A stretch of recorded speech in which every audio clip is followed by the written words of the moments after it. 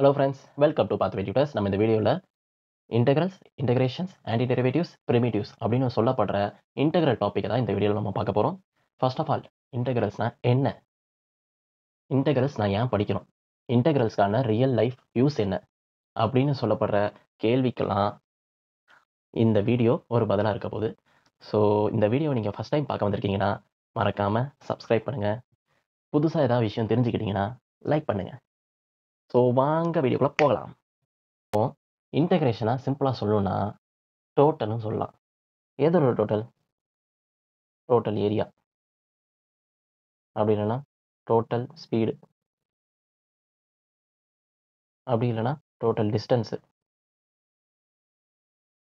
அப்படியும் இல்லையா total length. ஆக மொத்தத்தில் இந்த மாதிரி டோட்டல்ட்டு பேர் சொல்கிற விஷயம் அப்படி எல்லாமே இன்டெகிரேஷன்ஸ் தான். இப்போ இது வந்து ரியல் லைஃப்பில் எங்கெல்லாம் யூஸ் ஆகுது அப்படின்னு பார்த்தோன்னா,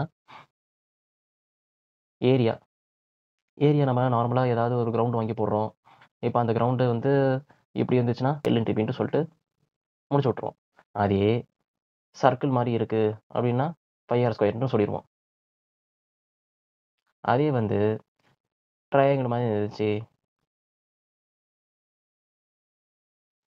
இப்போ ஏரியா ஆஃப் ட்ரையாங்கிள் கேட்டிருந்தாங்கன்னா ஆஃப் இன்ட்டு பேஸ் இன்ட்டு ஹைட்டுன்னு நீங்கள் சொல்லிடுவீங்க. இன்கேஸ் அதே மாதிரி இப்போ அன்ஷேப்டு பாலிகன்ஸாக கொடுத்தனா இதோட ஏரியா நீங்கள் எப்படி கண்டுபிடிப்பீங்க? அதுக்கான கருவி தான் இன்டெகிரேஷன்ஸ். ஸோ இந்த மாதிரி அன்ஷேப்டு கர்வ்ஸை வந்து உங்களுக்கு கொடுத்துட்டாங்க. இந்த கர்வ்ஸை கொடுத்துட்டு இதோட ஃபுல் ஏரியா எப்படி கண்டுபிடிக்கணும் அப்படின்னு சொல்கிறது தான் இன்டெகிரேஷன். இன்டெகிரேஷனை நீங்கள் ஃபார்முலா நீங்கள் வெளியே எங்கேயா சொல்கிறோன்னா அதோட டெஃபினேஷன் என்னன்னா area of a region under the curve. என்னப்பா சொல்கிறியா? Area of region under the கர்வ்னா என்ன? இப்போ இந்த இடத்துல இது அன்ஷேப்டு பாலிகன்ஸ் தானே, இது ஒரு கர்வ் தானே. அந்த கர்வுக்கு நம்ம ஏரியா கண்டுபிடிக்கணும்னா நம்ம இன்டெகிரல்ஸை யூஸ் பண்ணுவோம். எப்படி யூஸ் பண்ணணும்னா லைக் இப்போ நான் வந்து இது எல்லாமே ஃபங்க்ஷன்ஸ் தான். இப்போ இந்த ட்ரையாங்கிள், சர்க்கிள், இந்த ரெக்டாங்கிள் இது எல்லாமே கர்வ்ஸ் தான், அதாவது ஃபங்க்ஷன்ஸ் தான். இதை நம்ம ஃபங்க்ஷனாகவும் சொல்லலாம். ஓகேவா? ஈவன் இதை கூட நீங்கள் ஃபங்க்ஷனாக சொல்லலாம். இந்த மாதிரி இப்போ இப்படி போட்டால் தான் ஃபங்க்ஷன்ட்டு இல்லை. இப்போ அந்த மாதிரி சர்க்கிளோ எனி பாலிகன்ஸை நீங்கள் கொடுத்தாலும் அதை நம்ம ஃபங்க்ஷன்ஸாக சொல்லலாம். ஈவன் இது கூட அன்ஷேப்டு பாலிகன்ஸ் தானே. ஸோ இந்த பாலிகன் கூட இந்த கர்வை கூட இதோட ஏரியா கண்டுபிடி அப்படின்னு கேட்டிருந்தா கூட நம்மளால இன்டெகிரேஷன்ஸை வச்சு நம்மளோட ஏரியாவை என்னன்னு நம்ம சொல்லலாம். அது எப்படி சொல்லுவாங்கன்னா ஈச் ஏரியாவையும் இப்போ இங்கே இருக்க ஒவ்வொரு பார்ட்டையும் இது நம்ம 1, 2, 3 அப்படின்னு நான் எடுத்துக்கிறேன். ஓகேங்களா? இப்போ இந்த பர்டிகுலர் 1லேருந்து 2க்குள்ளே இருக்க ஏரியா என்னன்னு கண்டுபிடிங்க அப்படின்னு சொன்னாங்கன்னா, இன்கேஸ் நான் சொல்கிறேன், ஒரு ஸ்பெஷல் கேஸை மட்டும் சொல்கிறேன். இப்படி சொல்லியிருந்தாங்கன்னா உள்ளே இருக்க பாட்டு இருக்குது பார்த்தீங்களா, உள்ளே இருக்க பாட்டை வந்து ரெக்டாங்குலராக பிரிப்பாங்க. இப்படி ரெக்டாங்குலராக பிரித்து போட்டுருவாங்க. இப்படி பிரித்து போட்டு இந்த கர்வுக்கு அப்பர் இன்டர்வல், லோவர் இன்டர்வல் அப்படின்னு சொல்லிட்டு நீங்கள் ஃபியூச்சரில் படிப்பீங்க. ரைமான் இன்டெகிரேஷனை பற்றி படிப்பீங்க. அதுக்கு பேஸ் போடுறதுக்காக தான் இப்போது நமக்கு இங்கே 12th வச்சுருக்காங்க. அதை வச்சு ஓவராலாக இதோட ஏரியா என்னன்ட்டு சொல்லிட்டு நீங்கள் இங்கே கண்டுபிடிச்சிருவீங்க. இப்போ அதை பற்றி நான் பேசுனா ரொம்ப வெறுப்பாயிருவீங்க. அதை பற்றி நான் சொல்ல போகிறது இல்லை. ஸோ ஓவராலாக இந்த ஈச் ரெக்டாங்கிள் இருக்குது பார்த்தீங்களா, ஒவ்வொரு ரெக்டாங்கிள் இருக்குது பார்த்தீங்களா, அந்த ரெக்டாங்கிளோட சம்மேஷன் ஏரியா தான் உங்களுக்கு ஆன்டி டெரிவேட்டிவோட வேல்யூவாக இருக்க போகுது. ஓகேவா? சம்மேஷன்னா என்ன? ஈச் ரெக்டாங்கிள் இது ஒரு பார்ட் ஆஃப் ரெக்டாங்கிள்.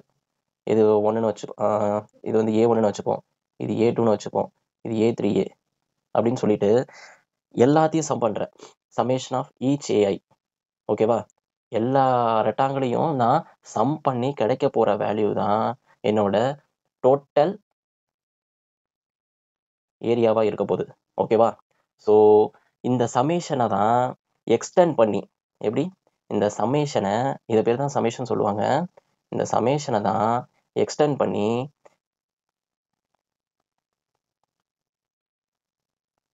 எப்படி இன்டெகிரேஷனாக எழுதுவோம். இப்போ இன்டெகிரேஷன்ஸ் எல்லாமே, இந்த இன்டெகிரேஷன்ஸ் இது எல்லாமே இந்த மாதிரி ஒரு சிம்பிளில் தான் நம்ம சொல்லுவோம். ஓகேவா? டினோஷன்ஸ் இப்போ பர்டிகுலராக நான் சொன்னேன் பார்த்தீங்களா, இப்போ 1 to 2 அப்படின்னு சொல்றது வந்து ஒரு பர்டிகுலர் இன்டர்வல். அந்த இன்டர்வலோட இன்டகிரேஷன் வேல்யூ தான் இது அப்படின்னு நான் சொல்றது. இப்போ பர்டிகுலரா இப்போ 1 to 2 அப்படின்னு சொல்றது வந்து இது பர்டிகுலர் கேஸ். இது வந்து டிஃபைன்டு இன்டகிரல்னு சொல்லுவாங்க. ஓகேவா? இது வந்து டிஃபைன்டு இன்டகிரல்னு சொல்லுவாங்க. இன்னொன்று வந்து இன்டிஃபைன்டு அப்படின்னு சொல்லுவாங்க. இன்டிஃபைன்டுனா ஓவராலா இப்போ நான் இங்கே பர்டிகுலரா ஒரு ரெஸ்ட்ரிக்ஷன் கொடுத்தேன்ல, அப்படி கொடுக்காம ஓவராலா மைனஸ் இன்ஃபினிட்டி ப்ளஸ் இன்ஃபினிட்டி வரைக்கும் போட்டு இழுத்துட்டு போயிடுவேன் என் பாட்டுக்கு. ஸோ இந்த மாதிரி உள்ள கேஸை தான் நம்ம ஃபஸ்ட்டு எக்ஸசைஸ்லேருந்து அப்படியே பார்த்துட்டே வருவோம்.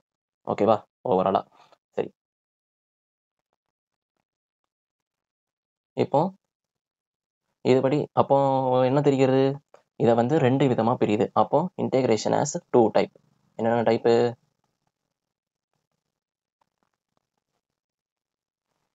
ஒன்று வந்து டிஃபைன்டு இன்டெகிரல், இன்னொன்று வந்து இன்டிஃபைன்டு.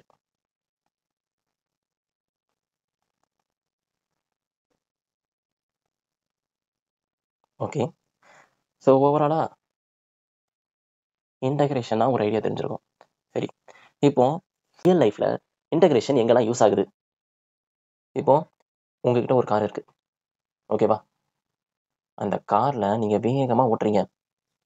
அப்படி ஓட்டும் போது உங்ககிட்ட ஒரு ஓடோமீட்டர் கொடுத்துருப்பாங்க. ஓடோமீட்டர்னா என்னென்னா டிஸ்டன்ஸை எவ்வளோ கவர் பண்ணியிருக்கோம், measure the distance.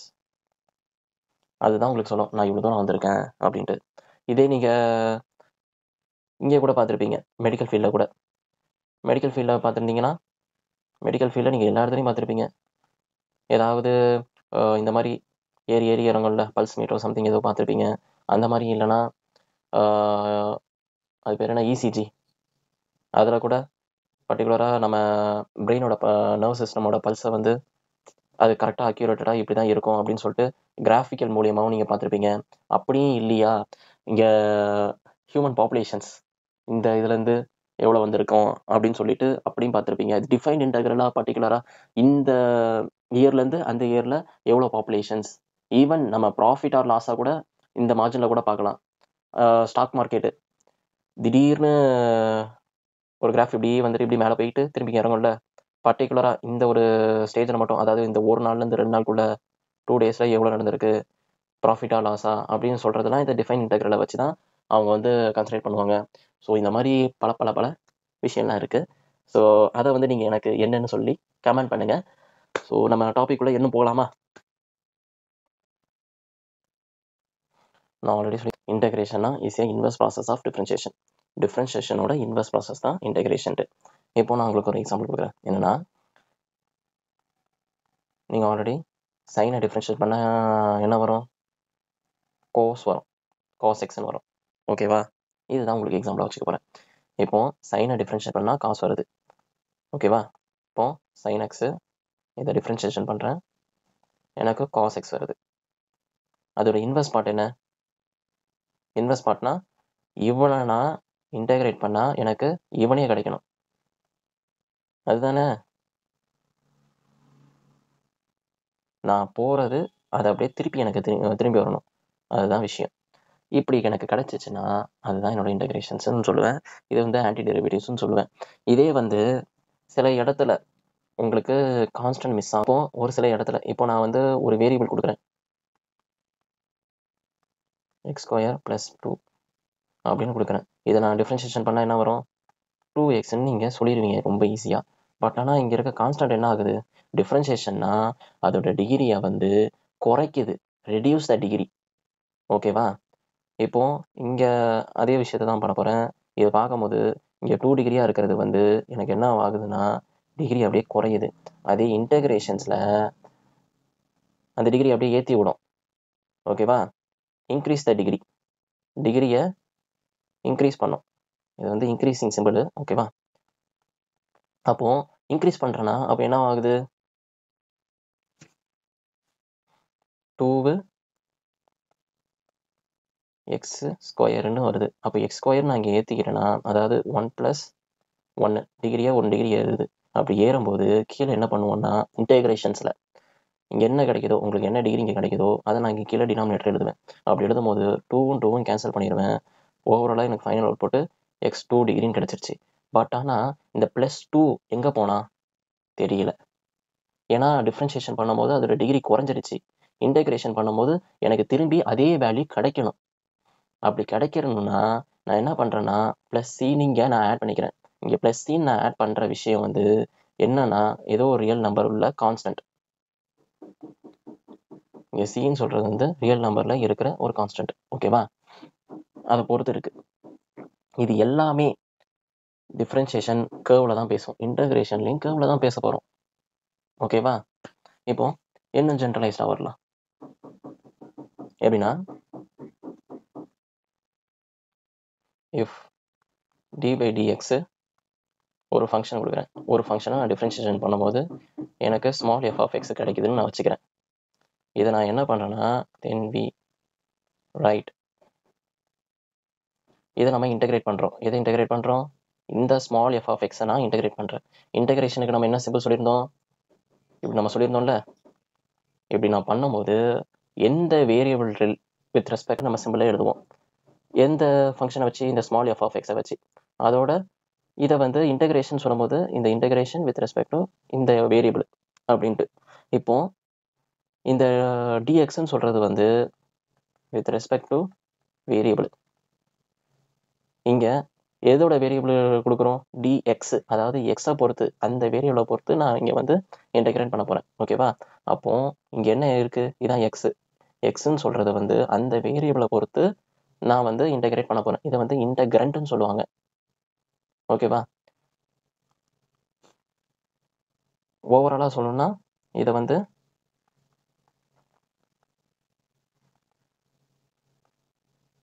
Variable of integration அப்படின்னு சொல்லுவாங்க. ஓகேவா? எந்த வேரியபிளை பொறுத்து நான் இன்டகிரேஷன் பண்ணுறேன் அப்படின்னு சொல்ல வருது. இது நான் சொல்லிட்டேன். தென் அதுக்கப்புறமா உங்கள் ஃபைனல் அவுட்புட் என்ன வருது? உங்களுக்கு கேபிட்டல் f(x) கிடைச்சிரும் ப்ளஸ் சி. இந்த சின்னு சொல்கிறது என்னன்னு சொன்னேன்? Constant of integration. ஓகேவா? சரி, இப்போ இந்த இன்டகிரேஷன்ஸுக்கு எனக்கு பேசிக்காக சில ஃபார்முலாஸ் தேவைப்படுது. எனக்கு தேவைப்படுது. அப்போ டிஃப்ரென்ஷியேஷனோட ஃபார்முலாஸும் உங்களுக்கு அத்துப்படியாக தெரிஞ்சிருக்கணும். இன்டகிரேஷனோட ஃபார்முலாஸும் நீங்கள் அத்துப்படியாக தெரிஞ்சுக்கணும் ஓவராலாக. ஓகேவா? ஸோ அதுக்கான ஃபார்முலாஸ்லாம் போய் பார்க்கலாமா? இன்டகிரேஷன்ஸ்னாலே மோஸ்ட்டாக இந்த ஃபார்முலா தான் யூஸ் பண்ணுவோம். இதுதான் உங்களுக்கு பேஸு. இது நீங்கள் கண்டிப்பாக ஞாபகம் வச்சு தான் ஆகணும், வேறு வழி இல்லைங்க. ஸோ இதுதான் உங்களுக்கு பேசிக்கு. இந்த பேசிக்ஸை வச்சு தான் ஃபஸ்ட்டு 3 எக்ஸசைஸை நம்ம சால்வ் பண்ண போகிறோம் ஓவராலாக.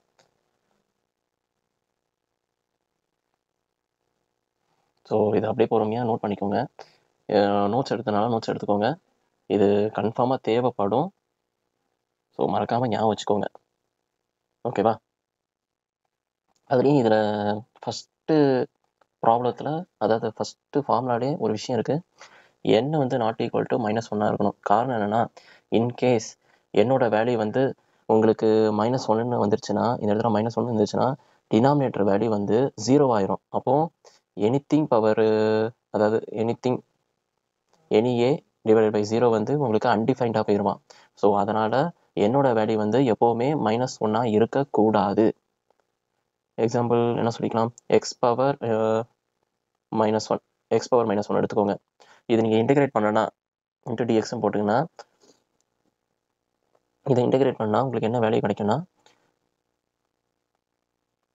நம்ம இன்டெகிரேஷனை பொறுத்த வரைக்கும் டிகிரி ஏற்றுவோம். அப்போ +1 போடுவோம். ஓகேங்களா? அப்போ +1 போட்டோன்னா -1 +1. அப்போ உங்களுக்கு கீழே -1 +1 போடுவீங்க. அப்படி போடும்போது டினாமினேட்டர் வேல்யூ 0 ஆயிரும், நியூமரேட்டர் வேல்யூ x பவர் 0 ஆயிரும். ஸோ அதனால் 1 பவர் 0 வந்துருக்கும். ஓகேங்களா? அப்போது 1/0 இட்ஸ் அன்டிஃபைன்டு. அதனால தான் n வந்து நாட் ஈக்குவல் டு -1 இருக்கணும். ஓகேவா?